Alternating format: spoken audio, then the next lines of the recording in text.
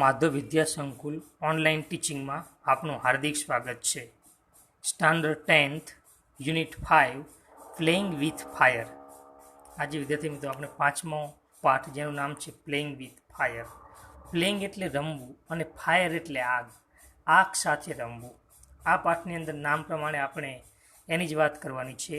આપણા બધાનો મનગમતો તહેવાર દિવાળી, અને એ દિવાળીની અંદર આપણે જે ફટાકડા ફોડીએ છીએ એ ફટાકડા કેવી રીતે બને છે, એની અંદર કયું મટીરિયલ વપરાય છે, સૌપ્રથમ શોધ એ જે બ્લેક પાવડર આવે એની અંદર એની શોધ ક્યાંથી થઈ, ફટાકડા ફોડતી વખતે આપણે કઈ કેર કરવી જોઈએ, બાળકોએ કેવી રીતે સાચવવું જોઈએ, કયા દેશમાં એ ફટાકડાનું ઉત્પાદન સૌથી વધારે થાય છે, આ બધી વિગતોનો અભ્યાસ આપણે ઊંડાણપૂર્વક આ પાઠની અંદર કરીશું.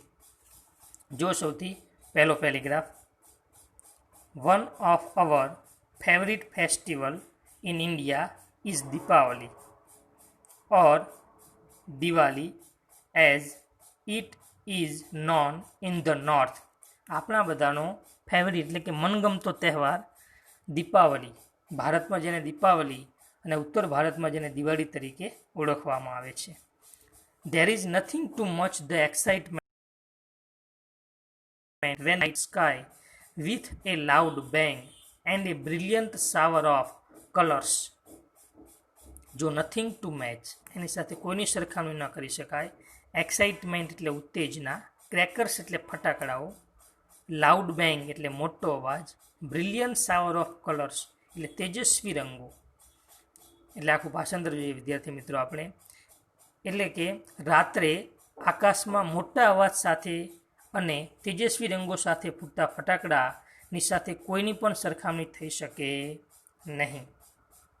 ખૂબ જ મોટા અવાજ સાથે અને તેજસ્વી રંગો, બ્રિલિયન્ટ શાવર ઓફ કલર, તેજસ્વી રંગો સાથે એ ફૂટતા ફટાકડા રાત્રે આકાશમાં જે ફૂટે છે એ ઉત્તેજના સાથે આપણે કોઈની સરખામણી કરી શકીએ નહીં. આપણે જોયું છે અત્યારે ટેકનોલોજીમાં કેટલા બધા એ વિવિધ રંગોના ફટાકડાઓ એ ફૂટે છે, અને પણ વિવિધ કલરમાં. એક ફટાકડો ફોડવામાં આવે પછી એકસાથે કેટલાય ફટાકડાઓ વારાફરતી અનુક્રમે ફોડતા હોય છે. Many of us might wonder how these fireworks are made. Wonder એટલે વિચારવું, મગજની અંદર વિચારો આવવા. તો કે આપણામાંથી ઘણા બધાને કદાચ એવો વિચાર આવતો હશે કે આ ફટાકડાઓ કેવી રીતે બનતા હશે. How this fireworks are made. How એટલે કેવી રીતે ફટાકડાઓ બનતા હશે. And what goes in to them, અને તેમાં શું આવતું હશે. The physics and chemistry of fireworks is as interesting as the sound and the light they emit. એટલે કે ફટાકડાનું ભૌતિક વિજ્ઞાન અને રસાયણ વિજ્ઞાન જેટલું રસપ્રદ છે એટલું જ એમનો અવાજ અને એમાંથી નીકળતા પ્રકાશ એટલા જ રસપ્રદ છે. બરાબર. ફટાકડામાંથી જે પ્રકાશ નીકળે, એમિટ એટલે બહાર નીકળવું. ફટાકડામાંથી જે પ્રકાશ અને અવાજ જે નીકળે છે એ જેટલા રસપ્રદ છે એટલા જ ફટાકડા પાછળનું ભૌતિક વિજ્ઞાન અને રસાયણ વિજ્ઞાન બંને રસપ્રદ છે. The science of fireworks is technically called pyrotechnics. બરાબર. એટલે કે technically A pyrotechnics from the Greek word. બરાબર. ગ્રીક જે ભાષા છે એનો એક શબ્દ છે ગ્રીક પાયરોટેકનિક્સ.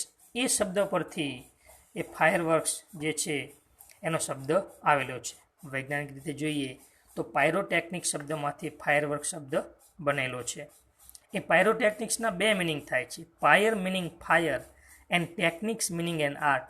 પાયરનો અર્થ થાય છે આગ અને ટેકનિકનો અર્થ થાય છે આર્ટ એટલે કળા. Pyrotechnics includes not only fireworks but also a whole range of device that use similar materials and principles.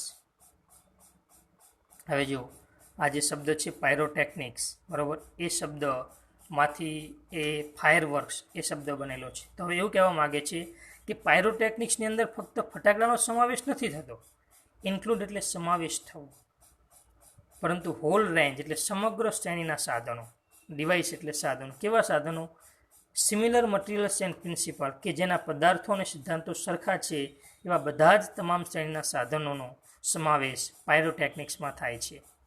જો pyrotechnics includes not only fireworks, એટલે કે પાયરોટેકનિકમાં ફક્ત ફટાકડાનો જ સમાવેશ થતો નથી, but also a whole range of device, પરંતુ એ વિશાળ એટલે કે ઘણા બધા શ્રેણીના સાધનોનો સમાવેશ થાય છે that use similar materials and principles કે જે સરખા પદાર્થો અને સિદ્ધાંતો ધરાવે છે એવા વિશાળ શ્રેણીના સાધનોનો સમાવેશ પાયરોટેકનિક્સમાં થાય છે.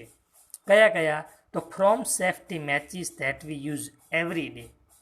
સેફ્ટી મેચિસ, સેફ્ટી એટલે સલામતી અને મેચિસ એટલે દિવાસળી. આપણે દરરોજ જે ઉપયોગ કરીએ છીએ તે દિવાસળીથી લઈ ટુ સોલિડ ફ્યુઅલ, ઘન બળતણ. સોલિડ એટલે ઘન, ફ્યુઅલ એટલે બળતણ, ઘન બળતણ. Rocket booster of the space shuttle. હવે સ્પેસ શટલની અંદર જે રોકેટ બુસ્ટર વાપરવામાં આવે છે એ ઘન બળતણથી લઈ અને દિવાસળીના આ તમામ સાધનોનો ઉપયોગ એટલે કે તમામ સાધનોનો સમાવેશ પાયરોટેકનિક્સમાં થાય છે.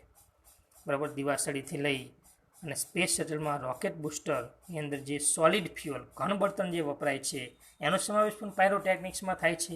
કારણ કે એની અંદર જે પદાર્થો અને સિદ્ધાંતો વપરાય છે એ જ સિદ્ધાંતો અને પદાર્થો એ ફટાકડાની અંદર વપરાય છે.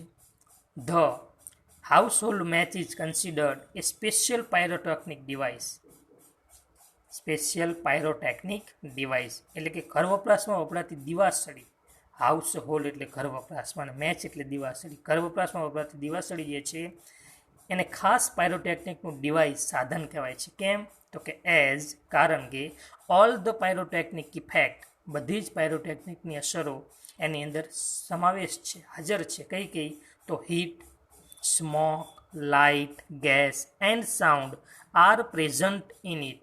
જો કારણ કે પાયરોટેકનિક બધી અસરો જેવી કે હીટ એટલે ગરમી, સ્મોક એટલે ધુમ્મસ, ધુમાડો, લાઇટ એટલે પ્રકાશ, ગેસ એટલે વાયુ અને સાઉન્ડ એટલે અવાજ, અને અવાજ આ બધું એની અંદર હાજર છે.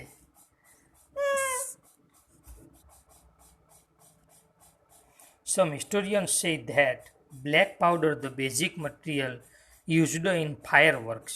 કેટલાક ઇતિહાસકારો કહે છે કે બ્લેક પાવડર જે છે એ બેઝિક મટીરિયલ, મૂળ પદાર્થ જે છે ફટાકડામાં જે ઉપયોગ થાય છે ફટાકડામાં, એ બ્લેક પાવડર છે. વોઝ ઇન્વેન્ટેડ ઇન ઇન્ડિયા, જેની શોધ ભારતમાં થઈ હતી. ઇતિહાસકારોનું એવું માનવું છે કે ફટાકડામાં જે બ્લેક પાવડર વપરાય એ ભારતમાં શોધાયું હતું. શુક્રાંતિ return more than 2000 years ago has references to weapons similar to guns and projectile weapons. શુક્રાંતિ એ સંસ્કૃતનું એક ગ્રંથનું નામ છે. રેફરન્સ એટલે સંદર્ભ, વેપન્સ એટલે હથિયારો, ગન્સ એટલે બંદૂક, પ્રોજેક્ટાઇલ એટલે તોપ જે યુદ્ધની અંદર ઉપયોગ કરવામાં આવે છે, અને વેપન્સ એટલે હથિયાર. પરંતુ શુક્રાંતિ નામના ગ્રંથમાં 2000 વર્ષ પહેલાં શુક્રાંતિ નામના ગ્રંથમાં એ સંદર્ભ આપવામાં આવેલો છે કે બંદૂક અને તોપ જેવા હથિયારોનો એ સંદર્ભ આપવામાં આવેલો છે, એટલે કે એનો ઉલ્લેખ થયેલો છે. તો એના આધારે શું કહી શકાય? તો બીજો એક મત આવેલો છે. કેટલાક એવું કહે છે કે ભારતમાં શોધ થઈ એની, તો ઘણા એવું કહે છે કે એના આધારે ચીનની અંદર શોધ થઈ છે. એમ કે હાઉ એવર, તેમ છતાં the Chinese are generally considered the pioneer of pyrotechnics. તેમ છતાં ચીનને પાયરોટેકનિકના પ્રણેતા ગણવામાં આવે છે. કન્સિડર એટલે ગણવું, માનવું, અને પાયોનિયર એટલે પ્રણેતા, મેઇન, મુખ્ય એમ.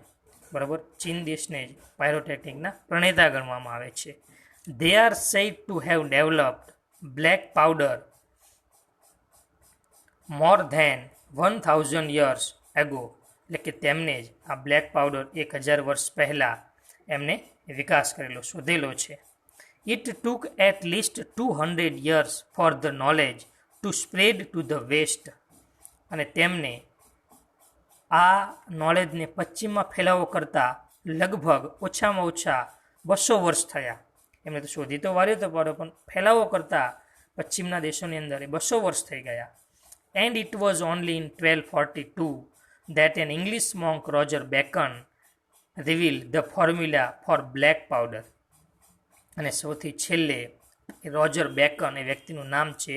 ઇંગ્લિશ મોન્ક એટલે ઇંગ્લેન્ડ દેશના સંત, મોન્ક એટલે સંત, કે જેમને 1242માં reveal the formula for black powder, black powder જે વપરાય ફટાકડામાં મુખ્ય પદાર્થ, એની શોધ ફોર્મ્યુલા એમને આપી.